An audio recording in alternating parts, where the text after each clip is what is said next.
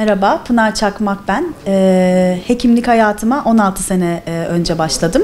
Son 6 yıldır enfeksiyon hastalıkları ve klinik mikrobiyoloji uzmanı olarak çalışmaktayım. Aslında sadece grip aşısına karşı değil, koruyuculuğu kanıtlanmış, yıllardır güvenle kullandığımız diğer önemli aşılara karşı da bir çekince var. Covid dönemi ve sonrasında özellikle sosyal medya aracılığı ile yanlış bilgilerin yayılmasının temel sebep olduğunu düşünüyorum. Doğruluk kaynağı araştırılmadan insanların yanlış bilgiyi benimsemesi, onların da bu yanlış bilgileri bir virüs gibi başkalarına aktarması sadece bizim ülkemizde değil, tüm dünyada yayılıyor. Aşı içeriğiyle ilgili endişeler, etkinliğinin yok sayılması, bazen de bireyler ben sağlıklıyım, aşıya ihtiyacım yok diye düşünüyorlar. Çözüm için böyle önemli konularda açıklamaları işin uzmanlarına bırakıp doğru bilgiyi toplumla paylaşarak onların aklındaki soru işaretlerini sabırla gidermek gerektiğini düşünüyorum. Bilim dışı söylemlere, ispatlanmamış yorumlara karşı biz hekimlerin daha görünür olması, halkımızı her fırsatta bilinçlendirmek gerektiğine inanıyorum. Grip hastalığı normal popülasyonda bile hayat kalitesini düşürürken risk gruplarında çok daha ciddi sorunlara yol açabiliyor. Altta yatan hastalığı olmayan genç erişkinlerde öksürük ve ateş gözlemlenirken özellikle gruplarda zatüre ve kalp hastalıklarına, hastaneye yatışa, yoğun bakım takip sürecine ek olarak en istenmeyeni ama maalesef hala gördüğümüz komplikasyonu olan ölüme sebep olabiliyor.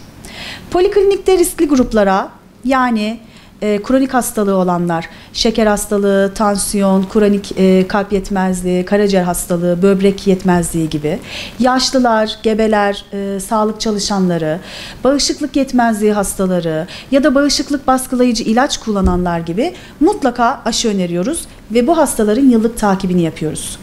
Bu gruplar için grip, basit bir kış mevsimi hastalığından daha öteye gidebiliyor maalesef. Yapılan büyük çaplı araştırmalarda grip ilişkili ölüm riski 65 yaş ve üstündeki bireylerde genç erişkinlere göre 30 ila 35 kat daha yüksek. Bu yüzden bu yaş grupları başta olmak üzere riskli hastalarımız grip aşısı açısından hepimizin önceliği olmalı. Ben toplumsal bağışıklığa çok önem veriyorum. Toplumsal bağışıklık demek duyarlı bireylerin bağışıklığı olan bireyler sayesinde hastalığa yakalanmaması, o hastalıktan korunması demek.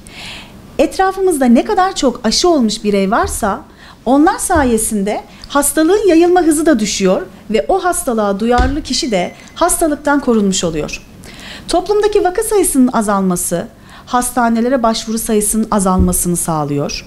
Dolayısıyla yatış sayıları, iş gücü kaybı, antibiyotik ve diğer ilaçların kullanım sayılarını da düşürüyor. Resme bütüncül baktığımızda grip aşısı sadece bireysel bir önleme stratejisi değil, ulusal bir sağlık yatırımıdır aynı zamanda. Grip hastalığının etkeni influenza isimli bir virüs.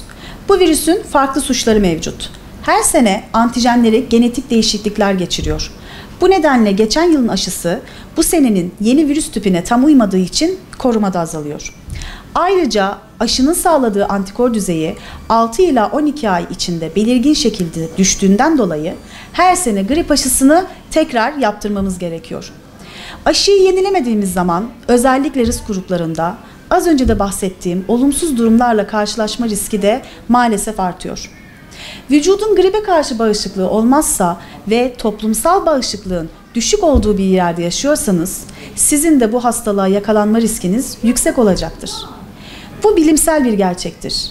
Güvenilir ve en etkin yöntemimiz mikroorganizmalara karşı en büyük silahımız aşılardır. Sadece grip aşısı için değil, genel olarak ülkemizde aşılama faaliyetleri oldukça iyi durumda. Aşı çeşitliliği olsun, lojistik destek, aşıya erişim gibi faktörlerde Türkiye iyi bir konumda.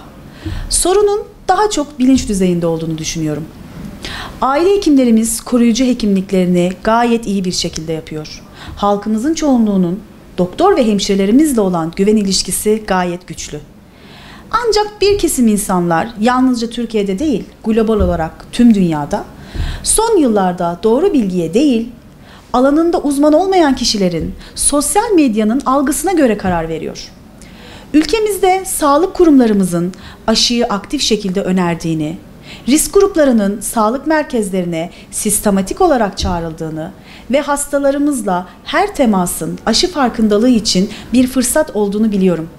Hastalarımızın soru ya da tereddütleri olduğunda ilgili bölümün hekimleriyle çekinmeden iletişime geçmeleri aşı karşıtlığının önüne geçecek ve geçiyor da.